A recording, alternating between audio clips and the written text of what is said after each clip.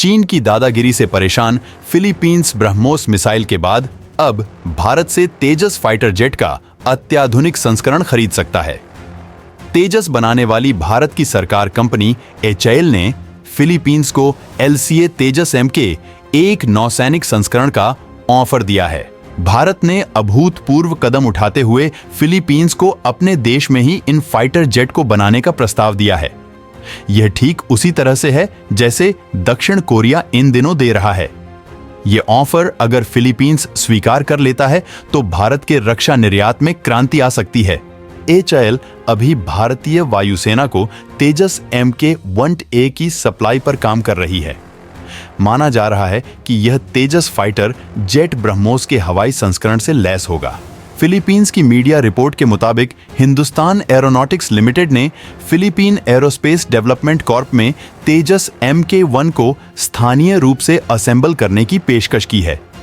इसके अलावा फिलीपींस को भारत ने अपने सशस्त्र बलों के आधुनिकीकरण में मदद करने के लिए सॉफ्ट लोन देने की इच्छा भी जताई है। बता दें कि दक्षिण कोरिया के रक्षा निर्यात में 140% की उल्लेखनीय वृद्धि हुई है और वह स्थानीयकरण को अपने रक्षा निर्यात से जोड़ता है। दक्षिण कोरियाई कंपनियां न केवल अपने ग्राहकों की जरूरतों के अनुसार उपकरणों को बनाती हैं, बल्कि प्रौद्योगिकी हस्तांतरित करती हैं और स्थानीय उत्पादन सुविधाएं भी स्थापित करती हैं। HAL अपने सैन्य हार्डवेयर का निर्यात करने के लिए दक्षिण पूर्व एशियाई क्षेत्र में अपनी उपस्थिति का विस्तार करने का प्रयास कर रहा है। भारत के लिए रक्षा निर्यात को बढ़ावा देने के लिए यह क्षेत्र बहुत महत्व रखता है। साल 2022 में HAL ने पूरे दक्षिण पूर्व एशियाई क्षेत्र को देखने के लिए मलेशिया की राजधानी कुआलालंपुर में एक दूसरा कार्यालय स्थापित किया है। भारतीय कंपनी रूसी हथियार रखने वाले देशों को रखरखाव और मरम्मत सेवाएं भी प्रदान कर रही है। हालांकि LCA ने अभी तक अपना पहला सौदा हासिल नहीं किया है, लेकिन स्थानीय असेंबली की संभावना दक्षिण पूर्व एशियाई देशों को आकर्षित कर सकती है, जो चीन के प्रभाव का मुकाबला करना चाहते हैं। फिलीपींस की मीडिया ब्रह्मोस NG से लैस तेजस के नौसैनिक संस्करण पर चर्चा कर रही है। यह प्रस्ताव अभी प्रारंभिक चरण में बताया जा रहा है। अभी किसी देश ने इसकी पुष्टि नहीं की है।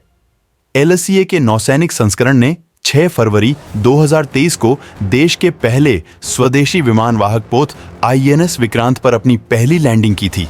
पहला LCA तेजस MK-6 इस महीने के अंत तक आसमान में उड़ान भरेगा।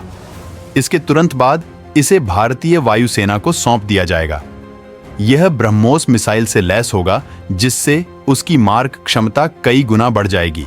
हमारे चैनल को लाइक सब्सक्राइब करें ऐसे ही देश और दुनिया के अफेयर्स और कॉन्फ्लिक्ट को जानने के लिए।